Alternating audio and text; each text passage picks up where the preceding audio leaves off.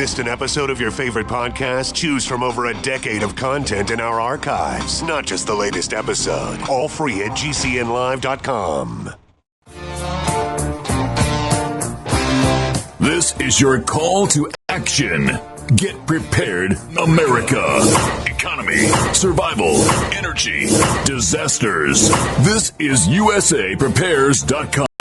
Informative radio, educational radio. Interact now by emailing instructor@usaprepares.com or text at 434-390-7953. Class, please take your seats. Now, your instructor, Vincent Finelli. Everyone all set? Cocked? Locked? Hit. Here we go. Your dial set correctly to USA Prepares. We're delighted you're with us in class today. And from high top the Missouri Ozark Mountains, we broadcast 2 hours a day. If you'd like to call us, we'll pay for the call, 866-582-9933, 866-582-9933. That's during the hours of 9 a.m. through 11 a.m. Central. If you'd like to take us with you on your phone, those of you who have phones that are portable, 605-562-4080 or 605-477-3249. 605-477-3249. Dr. Ram's with us, Dr. Richard Allen Miller. Welcome, Rick. Good morning. My voice is gone. Don't worry about that. I'm not worried at all. Just, okay. 2 hours of silence. 2 hours of good. 2 hours of silence. We'll be fine. Hey, Rick, I was talking with Mackenzie, our engineer, our broadcast engineer this morning, just as we were getting to start the broadcast. And, within like a couple seconds before, literally. And I was telling him this story. And I said, he was referring to the position that the engineers have as board operators. And I said, no, I don't like to call them board operators. I like to call them broadcast engineers. Because I said, it's really critical what you do. And if you make a mistake, everybody's going to know. Now, they won't know it's Mackenzie, but they'll know a mistake has been made. And I said, it reminds me of a guy that I was interviewing when I had a job at the bank. And this was a young man, and he was sitting across from me. And I didn't like sitting across the desk.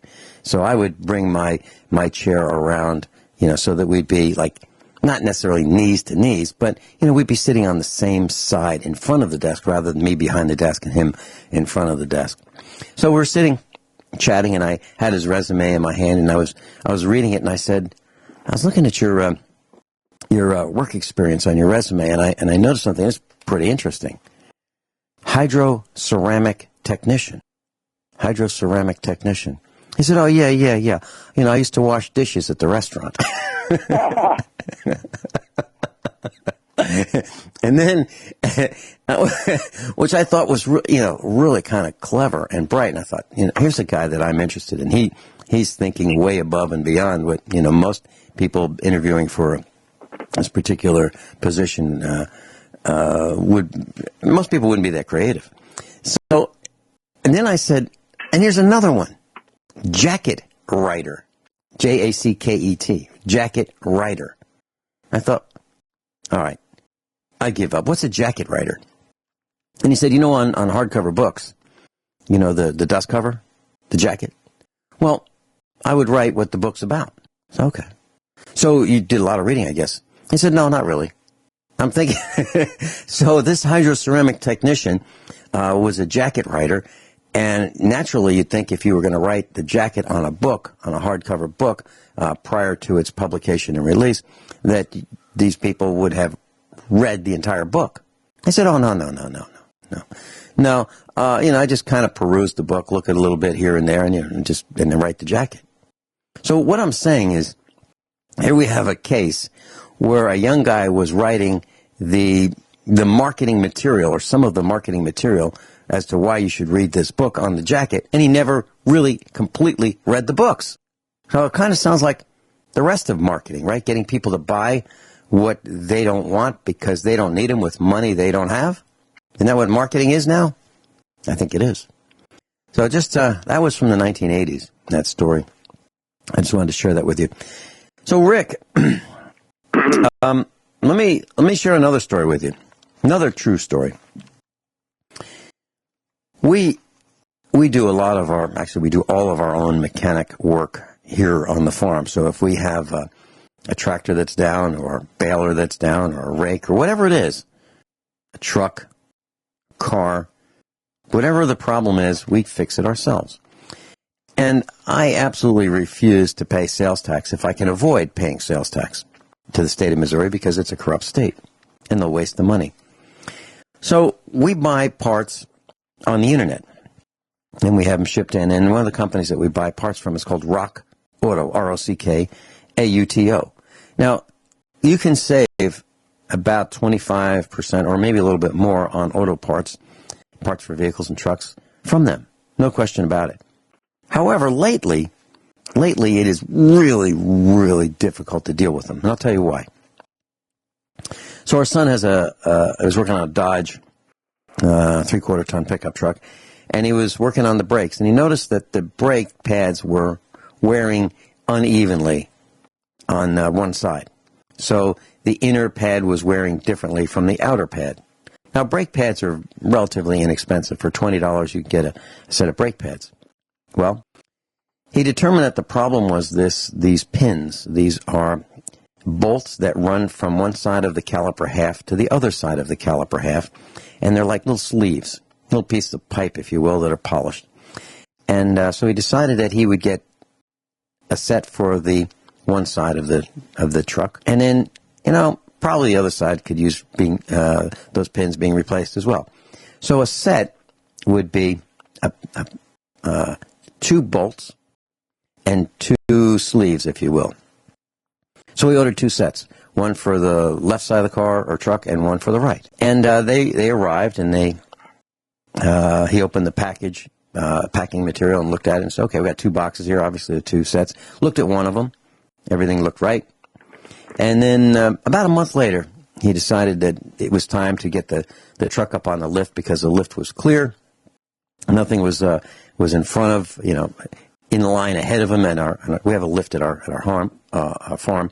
And so he put the car on the lift, took the brakes apart, and then he realized that in the package, one set was mismatched. The set that he opened was perfect. The set that he did not open in another box, small box, had 2 rollers. They were correct, but one of the bolt pins was completely different. It didn't look the same. It was really far off. Way off. I mean, it didn't even look similar. Let alone it was the wrong size. It didn't even look similar. So he called Rock Auto, and the first thing they did was blame him for waiting so long. It's his fault. His fault because he waited over 30 days. My son doesn't take that too well, and he said, I didn't cause this problem. You guys sent me the wrong part. And so our son, and now how much do these parts cost? About $4. So Rock Auto wanted him to send them back. And he said, are you kidding me? It'll cost me more to send them back than if I just go buy the part locally. Finally, Rock Auto agreed to send him a replacement part, which was kind of nice. But they kind of beat him up on the way, saying, it's your fault for waiting over 30 days. That's part 1. Here's part 2 of the story. So a couple days ago, I wanted to change the oil in our John Deere 2950 tractor. It's a 100 horsepower tractor. And I've been using Fram oil filters, a PH20A. And it's kind of a large spin-on oil filter. So I got on the internet, and I thought, wow, I remember buying the last dozen or so I bought, last case was about $4. They've gone way up. The local auto parts place wanted $11. So I found an equivalent, a substitute made by AC Delco, about $4 and change a piece. And Rock Auto online said they had 17 of them, so it's okay, I'll buy 17 of them. So I clicked 17, clicked ground shipping. Everything was good. I had a 5% coupon online that you can get. And by the way, if you're going to buy from Rock Auto, just type in Rock Auto space coupon, and you'll get a code, and you can paste that code into the "How did you hear about us?" line on their order form. And you get 5% off. And I've been doing that for years. So anyway, I ordered 17 oil filters, paid for them, clicked through, shipping, everything's good. And it says, thank you for your order. Your order's being processed. Here's your order confirmation number. So everything's good. Next day, we get a call. They left a message. We don't have them. We don't have the oil filters. Really? So I called them up, waited on hold for about, 20, 30 minutes. And I talked to a guy, and he said, we don't have them. I said, okay, so how about substituting something else, something equivalent for those Fram oil filters? Well, we can't do that. Why? Well, we can't do that. What we're going to do is we're going to give you some amount off on the replacement order. Well, how much do they give off? Well, $10 plus a little bit off on shipping. And so it costs more. It costs a lot more to buy replacement oil filters than the ones I originally bought from them. So here's the point I'm trying to make. I don't know if it's just Rock Auto or whether this is a symptom that's happening all over our country in commerce, where you go to buy something and you think you bought it and you didn't buy it because they don't have it. Or if they do have it, someone didn't pack the box correctly and is careless. And when this happens and you're working on a vehicle, typically you take that vehicle apart. And once you start taking it apart, it is not roadworthy. Well, maybe because the wheel is off, or a brake caliper is off, or an axle is off, or you've taken part of the engine apart. So you don't have use of the vehicle. You think you got the right parts, but you may not. And in my case, I'm looking out the window at this John Deere tractor that I parked with the baler on it in the driveway, right in the way, because I figured, well, first of all, it's my mistake. I thought I had an extra oil filter, but I didn't. So I had to order them. So there's an extra 3 days delay in getting these oil filters. All my fault, probably, because I should have had them already, but I didn't. What I'm saying is there's a lot of carelessness going on. Now, was it carelessness of the guy who said, we've got 17 of them, and we don't have 17? Or did somebody steal them? They used to have 17, and someone went out the back door with 17? I don't know what happened, but I didn't get them. I didn't get those Fram oil filters because they didn't have them. They said they did, but they didn't. Carelessness is going to be getting more expensive and more expensive here for those of us who are dependent on systems that aren't exactly accurate. Just wanted to share that. We'll be right back. So, Rick, I was talking about the supply chain and how we depend on it and how it's not as reliable as we might want it to be.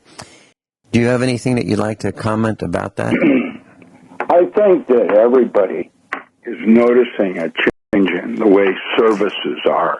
They're no longer services. We've talked about this before, where, now services are to protect themselves from lawsuits rather than trying to help you and give you what you're actually seeking.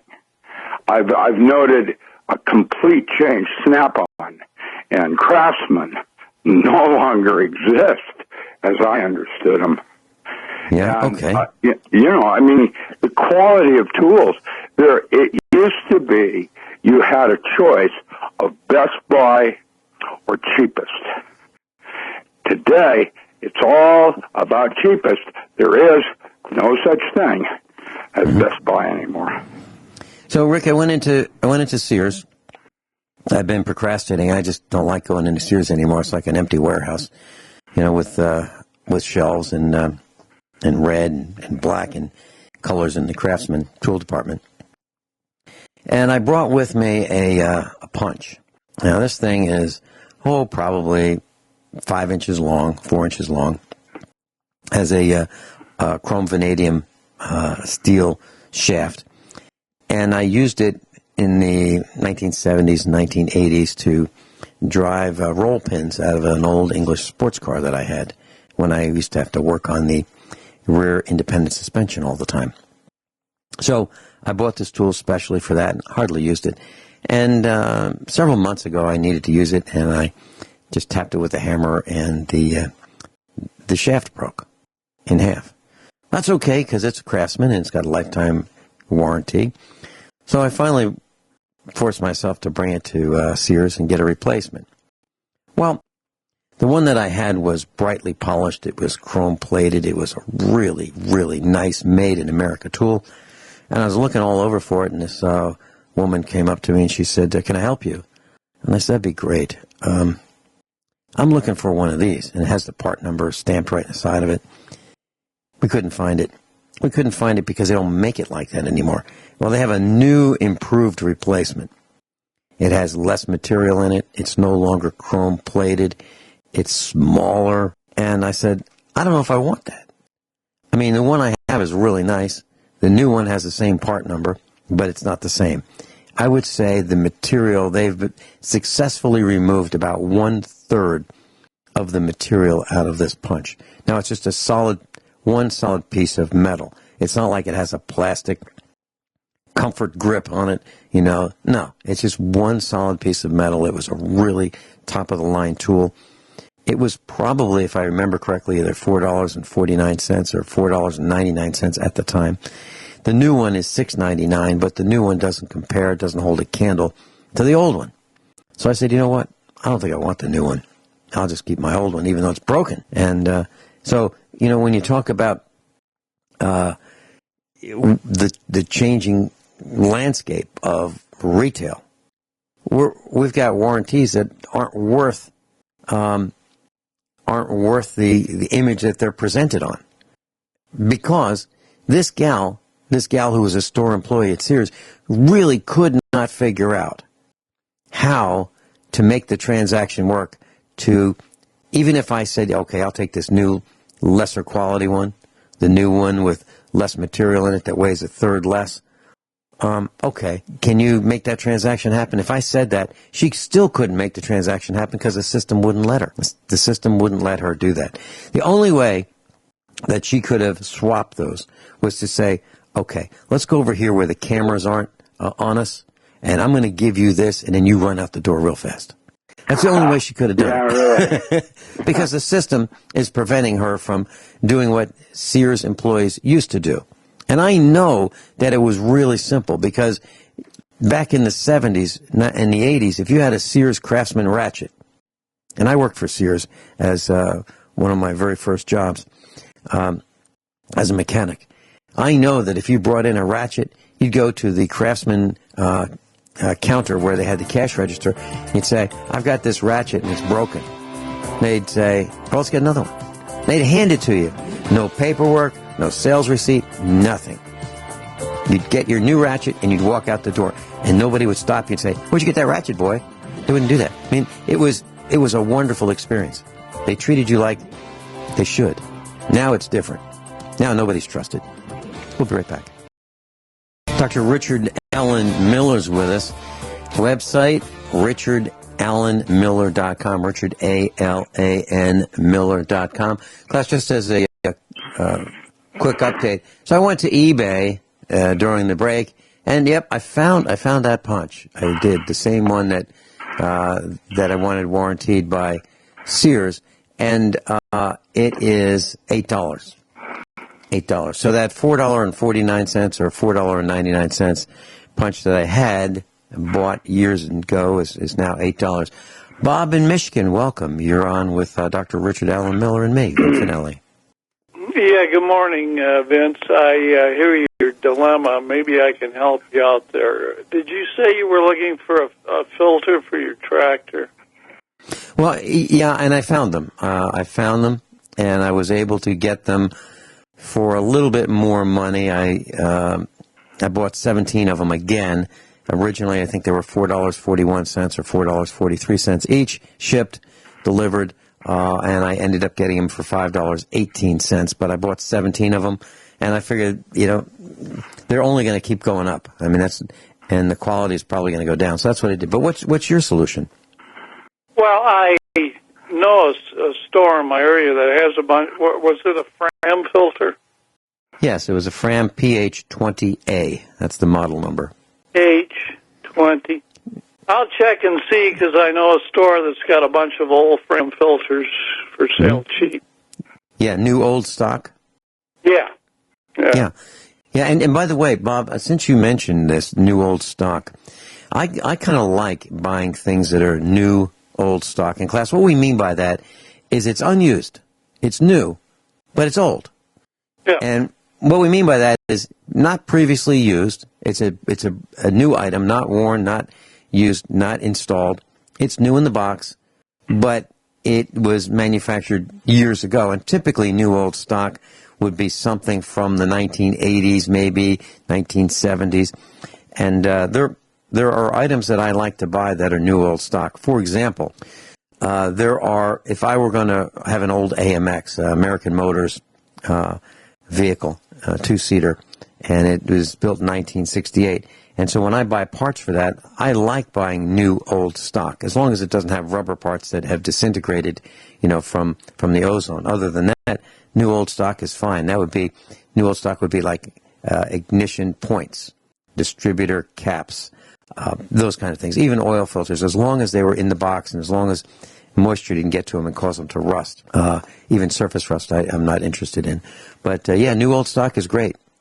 Yeah. Rick, do you have a comment? Well, no, I'm just listening to you guys. I don't do it that way myself. Wished I had the money that I could buy inventory. Well, Rick, no. It's not like that. It's not like that, and I'll tell you why. And one oil filter from the local bandits would be $11, okay? $11 plus a little over 8% tax. So roughly $12 for one oil filter. I can get oil filters for half that, less than half that. And actually, I could get almost 3 oil filters for the price of one by buying it on the internet. So that's what I try to do. But the problem is you have to balance the shipping cost with the per item cost. So for me, the sweet spot was 17 oil filters. Because originally I got 17 oil filters shipped for $3.99. I can hardly ship a letter, with 1.5 ounces of something for that much money. Yeah. Yeah, the post office rates have just gone up recently, too. Right. The post office is still the cheapest thing that I've ever used over UPS, FedEx, DHL. To land a book, a $20 book in England costs $22. And that is that's the media rate, correct? That's the media rate. Well, they don't have media. See, that's the deal. The United States is the only place that has media. Yeah. And right. so well, everything goes first class. And right. That's right. And when you buy 3 books, now you're still closer to, maybe shipping to Canada. Canada's also expensive. They do not either. That means that people like Amazon that print on demand in the country and then distribute from that country. But to do it from the United States, and now I've got secondary problems because I used to think that the U.S. Postal Service was the only thing the U.S. government ever actually did right. And now they're hamstringing it so badly that now we have crooks within.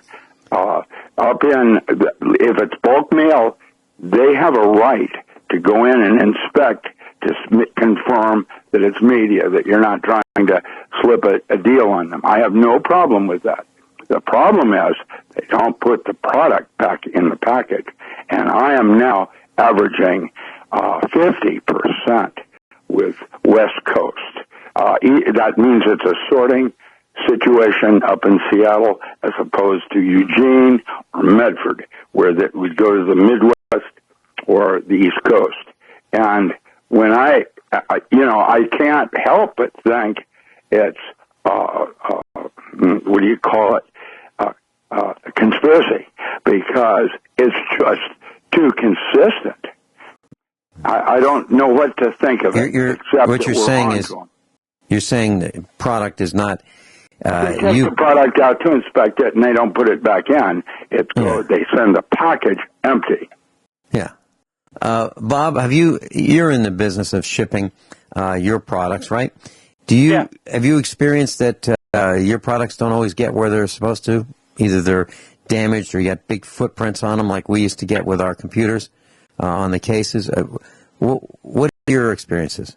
Well, actually, I found most of my shipping is through the post office. I've been real happy with their service. And I mean, I've never had a problem myself. I agree. Never. Yeah. Until recently. You know, Toronto, when Canada went on strike, Toronto actually was vandalizing people's mail as a protest or something. And not BC, but Toronto. That happened. And I figured that's Canadian, that's that. But U.S. Postal Service, I've been very impressed with everybody.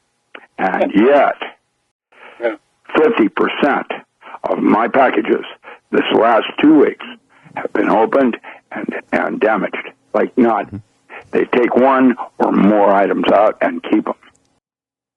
Now, in Bob's case, Bob, in your case, let me contrast what I think the difference between your packages and Rick's are. Rick's are CDs, okay, and they, thin, small, and they'll fit in a 5x7 envelope. Now, your packages, Bob, you manufacture speaker grills for vintage stereo equipment like JBL and some others. Top of the line. So your product, if someone were to steal one of your grills, it wouldn't fit too many current production speakers, would it? It'd be worthless to them. Yeah. So. Right. Yeah. So. Right. And I know a coin dealer who used to ship coins through the U.S. mail and no longer could do that because so many of them went missing. And he had to keep replacing them. And the post office would say, okay, we'll look into it. Now, it's like asking... The only place that I've ever had trouble was Singapore and Vietnam and Mexico. Mm-hmm. Those are the places that, I won't ship unless there's some sort of insurance. Mm-hmm. Yeah. But when you're doing bulk, trying to get a cheap rate to the people so that their book is not expensive, it's impossible. I wanted to send some coffee mugs to one of our instructors outside the United States. Just 3 of them. And so I packed them really carefully and put them into a box. And I put cardboard between the handles so that they wouldn't bang and so that they could survive, the airplane trip over there. And I put that box in another box. And now we're just talking 3 coffee mugs, right? $66. Whoa. Yeah. That's for U.S. Postal Service postage. $66. I was kind of surprised at that. And when it's overseas. Yeah. Well, it's because they don't have the equivalent of ground transportation. In the United States, if you want to send it priority, it costs more. You get it there in a shorter time versus what used to be called parcel post. Now everything is priority. Well, it really doesn't have to be priority for these coffee mugs, but I guess they figured out that we're willing to pay it. We're just, we've got no choice that's viable, so they just raise their rates. And I've been noticing that on lots of things. Lots of companies are raising rates. And for example, I talked with someone yesterday who was in Pennsylvania. Diesel fuel in Pennsylvania is $3.10 a gallon. And diesel fuel here in Missouri is about $2.49, $2.59. Oh. It's a big difference. And I've noticed that at truck stops, and when we talk about where we have no choice, where are these tractor trailers going to go? They have no choice but to refuel at a truck stop. Now, it used to be that Flying J and Pilot truck stops, if you pulled in your automobile or your light, half-ton pickup truck in there, you would get fuel at a lower price than those small mom-and-pop gas stations or those small chain gas stations. Fuel would be cheaper at the truck stop. Why? Because they bought so much more fuel that they could pass the savings on. Well, that doesn't happen anymore. Now, if you pull into a truck stop, you're going to pay more. A lot more.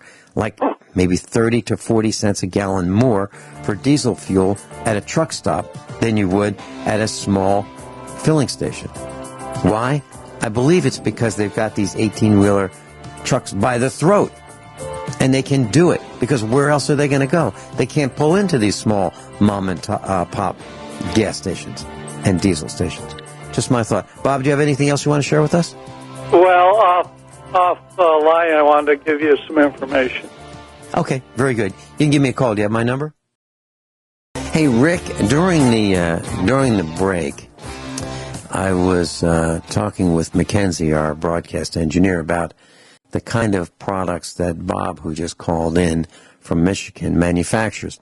And class, if you have a pair of vintage speakers, and I'm talking about like Altec, Lansing, maybe Marantz, for sure JBL, James B. Lansing, like the L100s, Bob manufactures the grills, the replacement grills. And I know for a fact that these grills, the original ones, if you got them, they came in a blue, an orange, or a brown. They were like an egg crate foam. And by now, actually 20 years ago, if you touched them, they would disintegrate. Literally, they would crumble just by the touch of your fingers. Or if you rubbed your finger lightly across the surface of them, they would crumble. Well, I looked at what JBL L100 speakers would cost on eBay right this moment. $1,699 for a pair plus $45 shipping. $1,500 for a pair plus $185 shipping. Here are two of them, $899 plus $232 shipping. $900 plus $187 shipping. So these are really expensive. And I know that when they were manufactured in the 70s, that they were available for about $300 for a pair. So anyway, I just wanted to share that with our class. That's who Bob is, and he makes those replacement speaker grills. But very few people are in the market for them, because there are very few of these high-end audio speaker systems that are out there. But those who have them, every one of them needs a new replacement grill, because they all crumbled. So I just wanted to share that. Rick, would you like to talk about the weather? For example, well, you know, the 6 inches of extra snow, La Nina, is going to bring, expected to bring very, very cold wintry weather to the northeast, possibly a white Christmas. Temperatures in the northern plains could fall to below 30 degrees, below zero. The northeast and mid-Atlantic states face more snow than normal. The winter of 2016, 2017 spawned colossal storms, dropping 140% of normal snowfall over the northern plains and northern Rockies. It looks like, according to AccuWeather, it looks like we are going to expect a pretty rough winter. Do you have any information you'd like to share? Well, you know, the Inuit have said that the pole has shifted. That's, in other words, the Earth is wobbling more. That alone is going to change the weather. Then, add to that, there are 4 new planets out near Saturn. Where did they come from? Well, they're part of the binary system that came in from the Oort cloud on their way through our solar system, and that's changing things. And then, of course, the sun itself is changing. And that's the bottom line. What the sun does is what determines our weather. And right now, we've got hardly any currents going anymore, which means we're going to need a reboot. Antarctica and Iceland are both dropping big chunks of icebergs into the ocean, which is raising the level of the sea, desalinating it. We're going to have a reboot. And that is, I don't know how severe it's going to be. One time, it was an ice age. It may not last long, like 10 days, like the movie The Day After Tomorrow. It'll be a quick reboot. How bad it is, I don't know. I don't know. However, it's all good because we've been here before. We're here again. It's right on schedule, approximately. we've dropped ice samples, doing ice core samples, and we can see that it is a cyclic situation. It isn't. And you asked me if this is an epoch. Yes, we're at the end of an era. I don't know where we're going to go with this. I'm not depressed. There it is. You can expect change. I'm worried because I know how miserable it is for the animals who live outside. It's rough on them. It's rough on the cows. We come back. Can we talk about electric vehicles and the grid? Sure. We'll be right back. Everyone all set? Cocked? Locked? Hour number 2 of USA Prepares. Dr. Richard Allen Miller's with us. Hey, Rick, we right outside the back door, we have this fenced-in area that we put up a temporary fence with electric fence tape. And we have this bull calf there.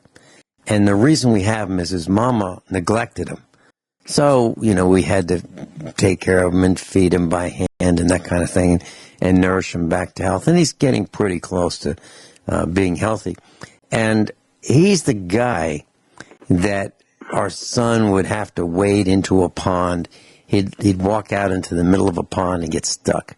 And so our son would, put a rope around his neck and lead him out of the mud, out to where it was safe on dry ground. And it happened over and over again. So this calf got named Dopey, Dopey. And it's a darn good thing we don't have neighbors, because I just went out to see Dopey during the top of the hour break, and I was looking for him. I'm calling for him. Hey, Dopey. Now, I'm not sure if we had neighbors what they might think. Maybe they would think I was calling a member of our family, but no, I was calling a bull calf. And by the way, he knows his name now, and he comes running when we call him. So that's Dopey. Rick, electric cars. Now, I did a thumbnail calculation. I don't have it in front of me right at the moment, but I thought about electric cars. And,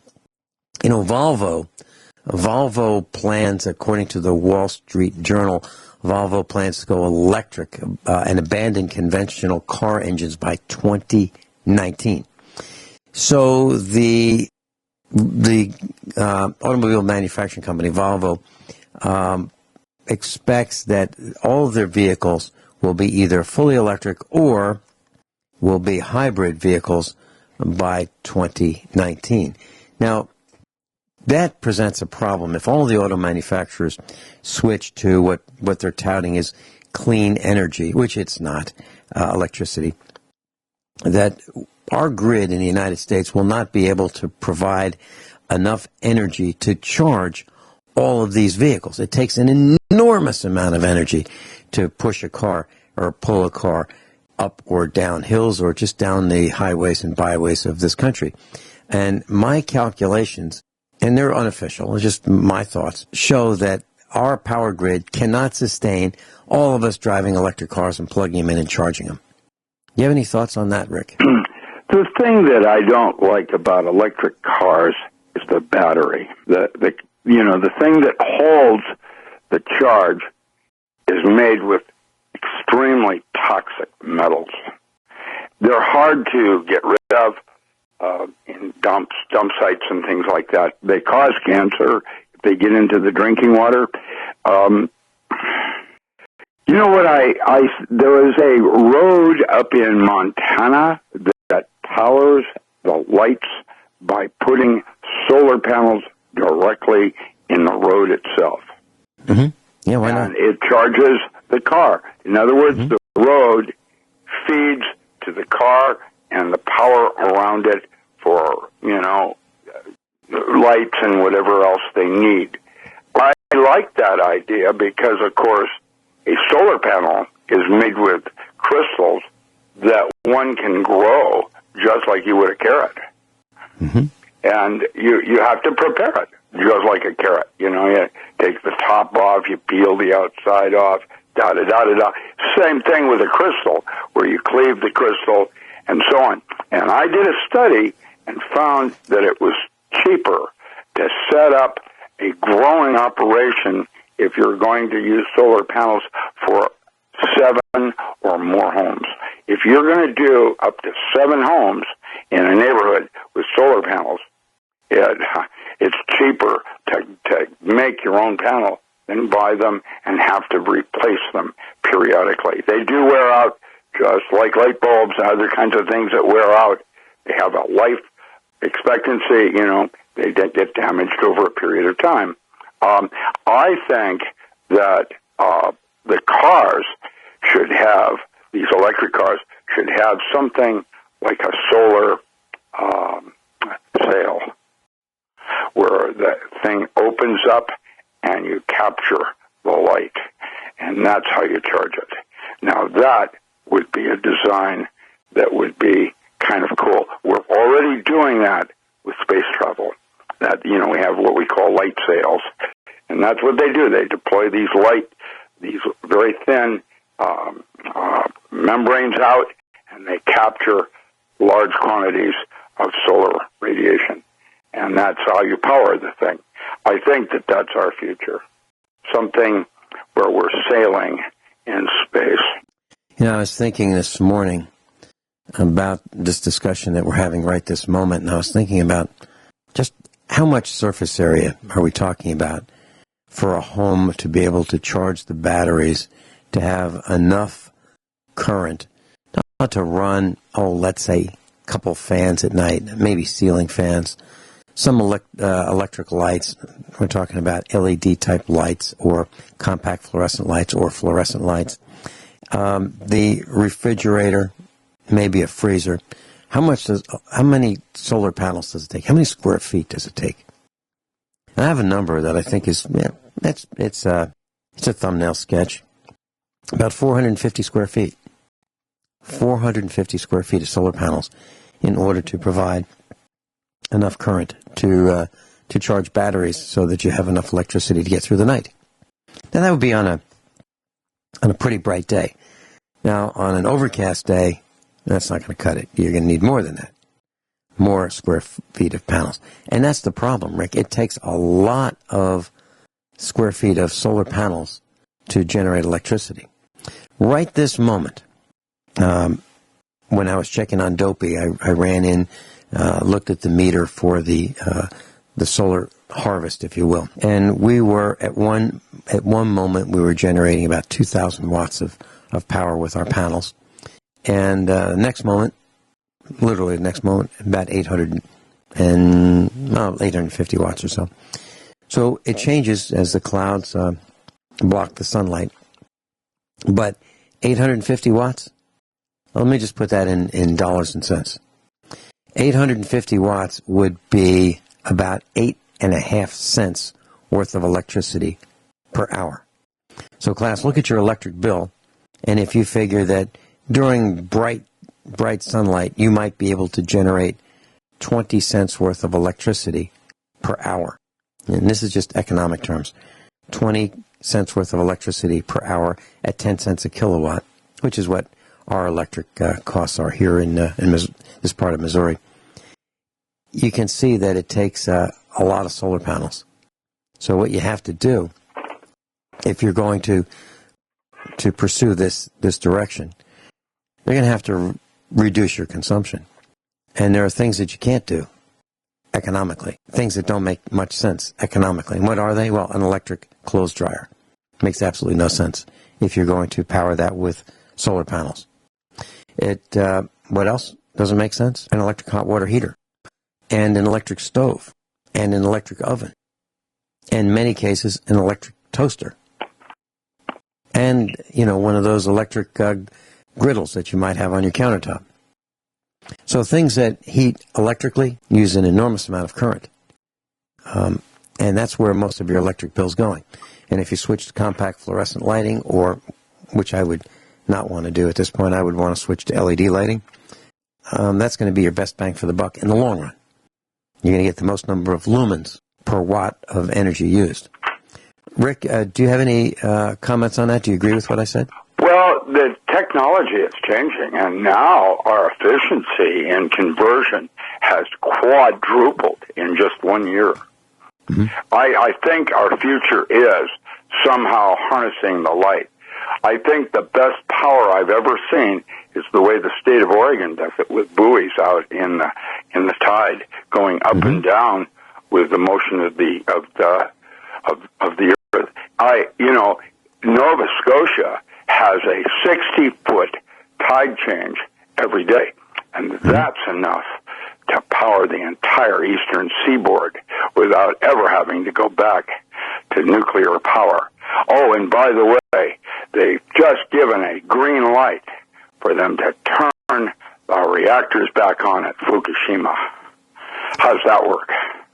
Yeah, and I read an article about that as well this morning, and it's the article that I read says the Japanese utility Tokyo Electric Power Company, and we know it as TEPCO, T-E-P-C-O, has received approval to operate reactors for the first time since 2011, their meltdown.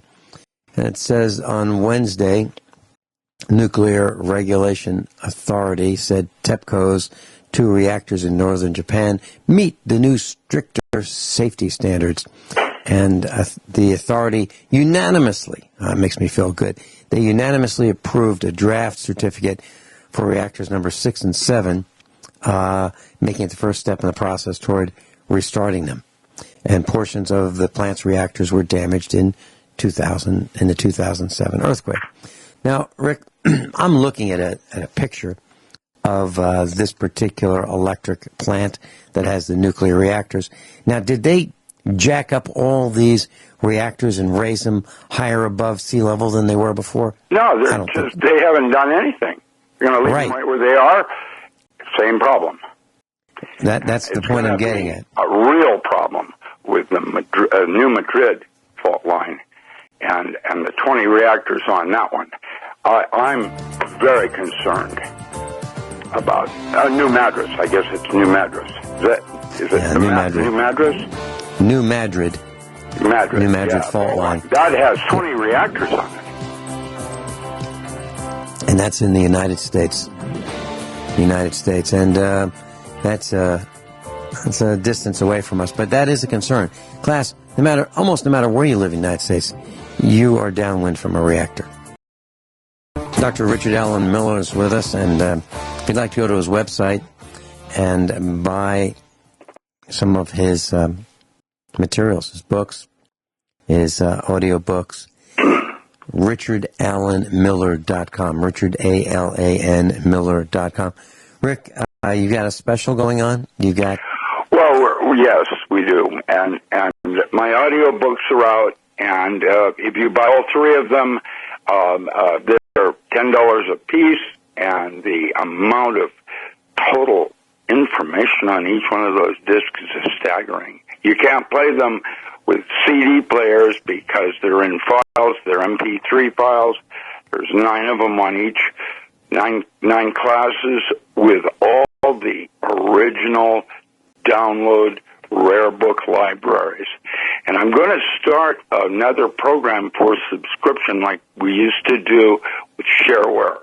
I'm going to add a rare book download library of very rare books that I have in my library and others that are now in domain, Crowley, Pure of a Life Con, whatever, and have those available for people that are interested, subscribing maybe $35 a year. I don't know yet what we're going to do in that regard. And then what I'll do is upload new books every couple of weeks so that there's a reason for you to want to come back to my site. I have 15 audiobooks that are coming out. I'm just finishing up audiobook number 6, and when that's finished, I'll upload those. These are courses that I taught a long time ago, laying a foundation for what I'm going to propose as a new direction in physics. I had some friends over that were military that have been buffing up, trying to make themselves fit physically. And I suggested that, like hypnosis, there are altered states where your strength is the strength of 10, like a woman that can rip a car door off. And that is not having anything to do with adrenaline. Adrenaline kicks her into another or altered universe where the rules are different. And right now, the proposal that I'm making is that just in the amount of time I've talked to you on this, all of you have gone through probably 12 to 20 altered states of consciousness where you can do things. We're constantly going in and out of these places, and we don't realize it. When you're daydreaming, you're capable of doing things you can't do in a conscious waking state. And that's where the new directions in physics are going, is the study and use of altered states of consciousness as tools in a toolbox. We're going to find that our 21st century medicines are all primarily psychedelics. Mushrooms, other kinds of things would trigger the mechanisms in your mind that allow you to enter these universes where the rules are different. And this is a new direction in physics. It's very exciting. We'll call it magic as an art form. And it's interesting because the military is really interested in this. Super soldiers basically were ones that could control autonomic functions using toys like biofeedback. Anyway, that's what I've got going right now is the metaphysics, and I believe that it's going to lay a foundation for my path working, which is with next. Rick, when you talk about these audiobooks, how do we get them? Where do we go? What website? Well, you go to my website, richardalanmiller.com. I'm linked with Carrie Cassidy. I'm linked with Facebook. I'm linked with Twitter. When I post something on my website, it posts everywhere. So if you want to go to my website, I have a store there that's richardalanmiller.com/store/ something like that. Okay. Very good. Very good. Hey, Rick, we're talking about by the way, I get used to sales. I can't believe that there's something out there dogging me, trying to hold me back. It's interesting, and I don't know why. Well, they're opening my packages and taking things out of them with intent. Rick, maybe if we talked about something inconsequential, maybe if we talked about something trivial, maybe if we talked about something that doesn't matter, like, hey, who's got the best hamburgers in Medford, Oregon? How about that? If we talked about that. No, that's what they're doing here. maybe they leave you alone. We come back, Rick. I'd like to talk about the new Madrid fault line and a really serious earthquake we had. We'll be back. Class, we were talking about the new Madrid fault. And the new Madrid fault is a fault that's about, between 120 and 150 miles long. Starts in Illinois, on the Illinois-Missouri border, and it goes south. It includes St. Louis, Missouri, and it falls along the Mississippi River area, part of the Ohio River, where they join. So it includes Illinois, Missouri, Kentucky, Tennessee, and Arkansas. And the fault ends just a little bit south of the lower portion of Tennessee. So it's pretty long, and there was an earthquake, a pretty strong earthquake, about M7.5, on December 16th in 1811. And it continued through January of 1812. This earthquake was so violent that it made the Mississippi River run backwards. Literally, it made the Mississippi River run backwards. It's hard to believe that, but in 1811 and 1812, a series of earthquakes that began in the New Madrid fault line in Missouri were felt as far away as Ohio and South Carolina. The soil beneath the Mississippi River temporarily rose, and temporarily changing the course of the Mississippi River so that it ran backward for a short time.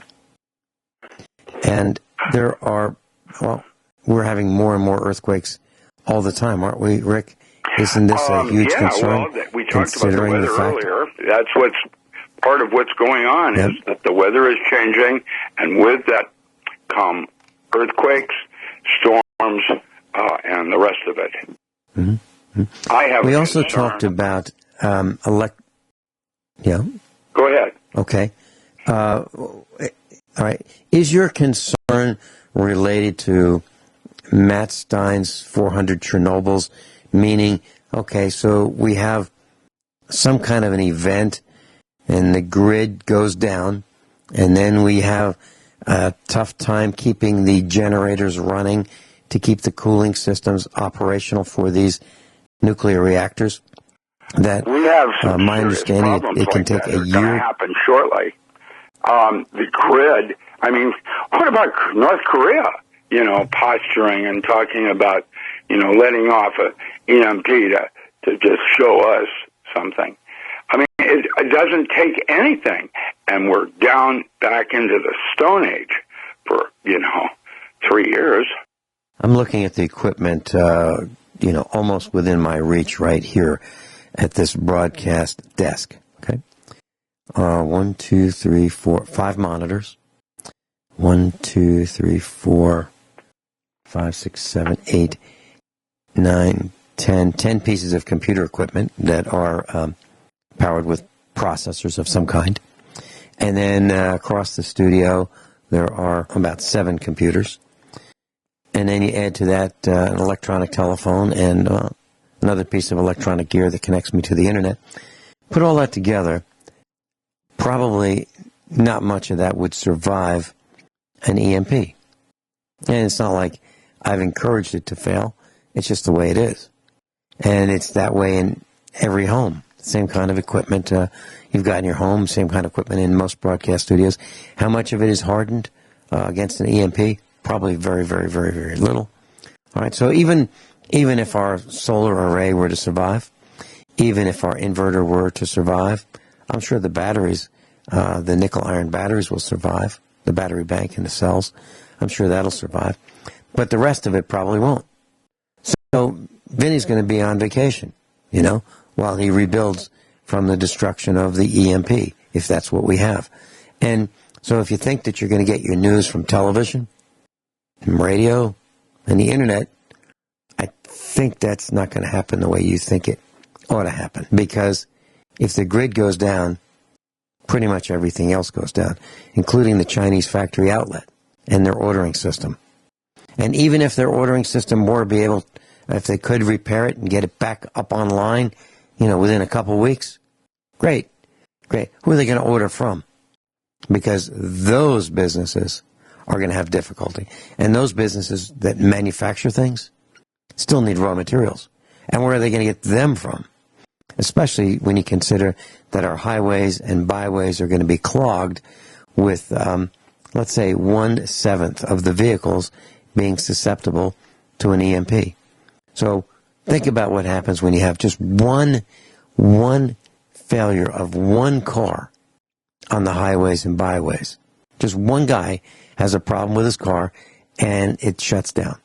Fan belt breaks, serpentine belt breaks, car overheats, runs out of fuel, gets a flat tire, whatever it is. That one car that fails really blocks traffic for miles, right? So imagine 1 out of 7 vehicles failing because they can't sustain the EMP. Now we got a huge problem.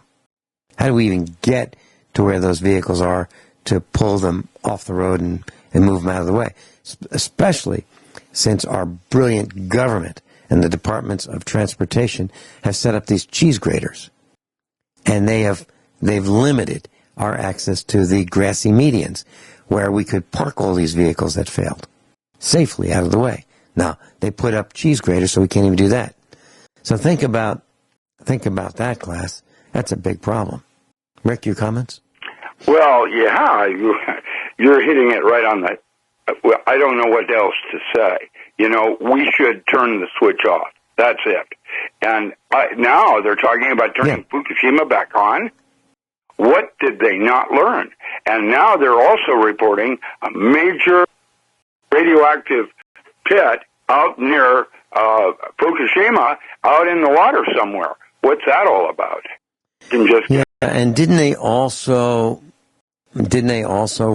just realize that the groundwater has been contaminated because, well, the measurement system was off a little bit, and they actually did contaminate the groundwater in that part of Japan. Yeah, I mean, and you can read about that. What do you think it's doing to the ocean? What do you think it's doing to everything in the food chain? You know, one of our instructors went from across the pond to California probably about a year ago, maybe a little longer. And he brought his radiation detection equipment with him. And he came up with the same readings that NETC is coming up with, the same readings with his equipment. So he verified them. And he said that he was picking up, if I remember correctly, about 1,100 counts per minute on the California shoreline, the Pacific shoreline. And so where is that coming from? Well, certainly it's not. Well, now it's background radiation, but before Fukushima, it was not background radiation. We didn't have those levels. We've got a serious problem going on here. Mm-hmm. Mm-hmm. And Rick, I'm noticing more and more deaths, more and more cancers with people we know, and families that we know of, more than ever before. Cancer is it's common now. It didn't used to be common. Are you seeing that same thing in your neck of the woods? Everybody is concerned. I really don't know what's going to happen.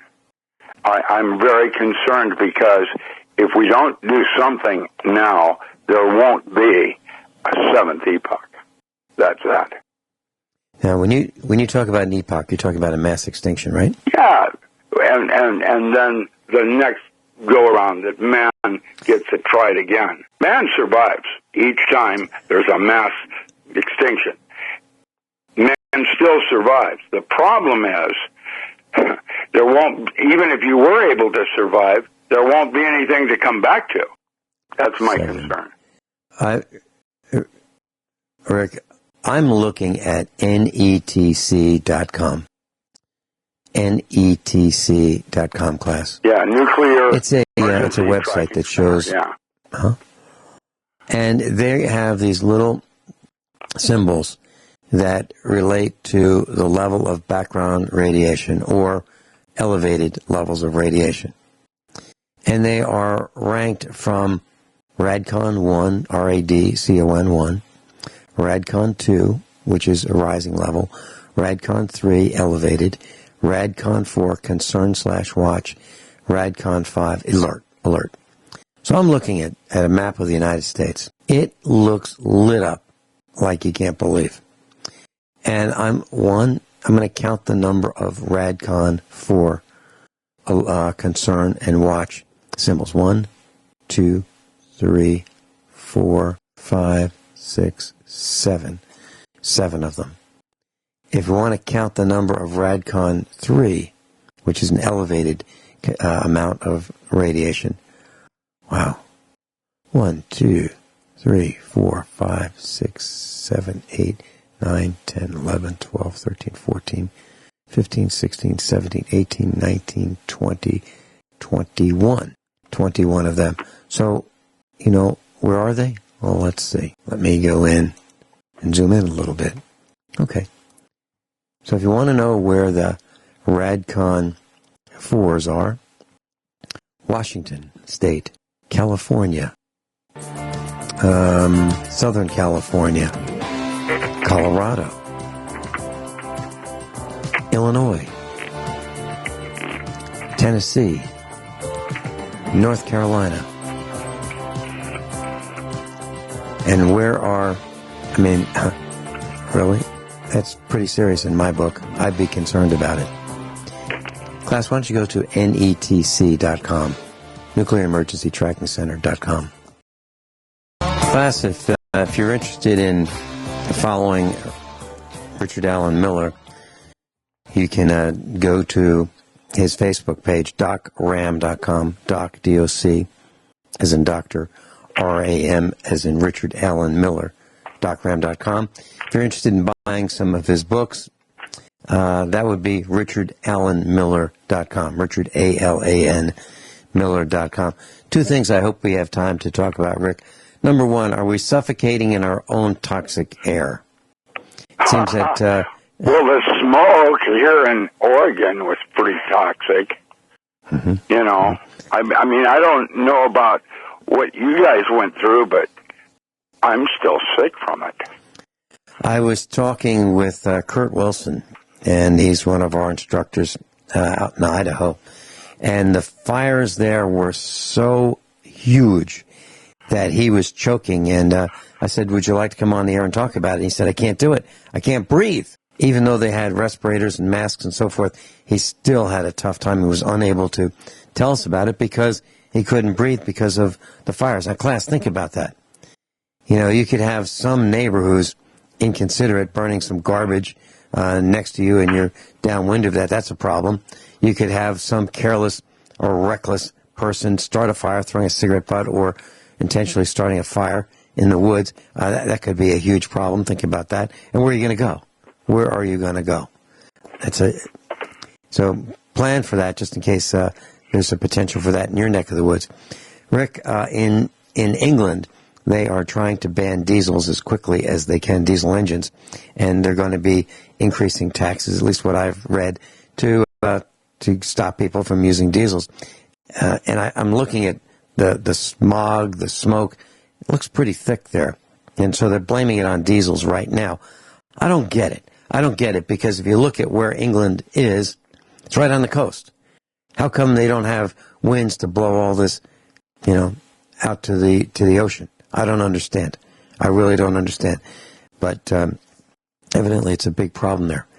Do you have any comments on that before the next topic? I just, it was a shame. I remember I built this log cabin up in Washington that was going to last 400 years, and it burnt to the ground last year in the Omak fire. It's interesting how everything changes. Yeah, very sad. Rick, I want to grow some plants, and I know some others want to start plants inside. Maybe mushrooms, maybe lettuce, whatever we want to grow. What is the best light spectrum that we should use? What color should it be? LED, compact fluorescence? Each thing is different now. That's why they're using LEDs now in vertical aquaculture, because each plant is bandwidth specific. It likes broccoli likes this bandwidth, cauliflower likes that, and they're different. And so to get maximum growth, they're using LEDs, which use 1/10 the power and are bandwidth specific, so that you go in and you deliver very cheaply and very inexpensively the light that would normally otherwise use up a lot of power just in heat loss. So are you saying that a full spectrum light may not be the best way to go? No, full spectrum? That's right. That's correct. Fluorescent. Okay. Yeah. Right. And that is, each plant is different, and that's why now you have bandwidth specifics, and we're using LEDs where we're very specific on this is the light we're going to give broccoli, and this is the light we're going to give asparagus. Mm-hmm.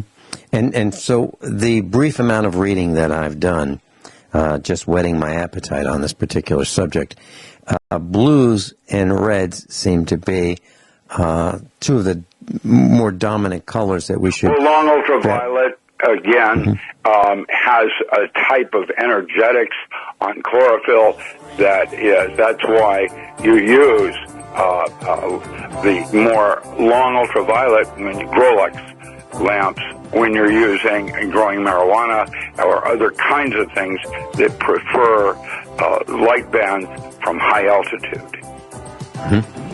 And you bet, interesting. You know, that's why you choose those bandwidths. Rick, is this something that we can go into more depth in a future broadcast? Yeah, this is an area that I've done a lot of research in, just in pot, growing marijuana, and what bandwidths want to be used and why, and how they change. Well, let's talk about that in a coming up broadcast. Dr. Richard Alan Miller is with us. Rick, thanks so much for being with us. My pleasure. DocRam.com, Richard Alan Miller.